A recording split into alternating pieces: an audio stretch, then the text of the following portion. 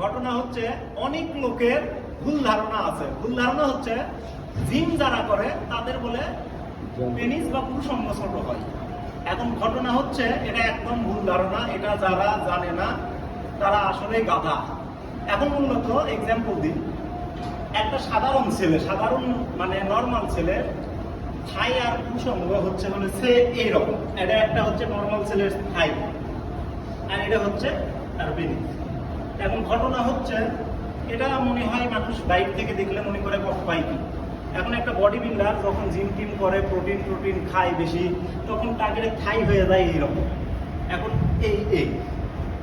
এখন এইটুকুর ভিতরে একটা জিনিস কি বোঝা যাচ্ছে, এখন বড় থাইয়ের ভিতরে দেখা যাচ্ছে এই জিনিসটা ছোট। তো এখন অনেকেই মনে করে যে যারা জিম করে তারা মনে হয় সব দিক থেকে ছোটই, মানে তাদের পুরুষাঙ্গ। এখন ঘটনা হচ্ছে জিম যারা করে তারা হচ্ছে হলে প্রোটিন জাতীয় জিনিস বেশি খায়, তারপরে সব ধরনের খাবার বেশি খায়। এই একটা কারণে তাদের এমনকি যারা জানে না, যারা ওদের সাথে যাই হোক ওদের বউ একমাত্র বলতে পারবি যে হচ্ছে ওরা কেমন, বোঝা গেছে? তো জিম করা নিয়ে এটা নিয়ে কোনো টেনশন করা লাগবে না। এদের স্বাস্থ্যও ঠিক আছে, সব দিক থেকে পারফরমেন্স ভালো আছে। এটাই বাস্তব কথা, এটাই সত্যি কথা।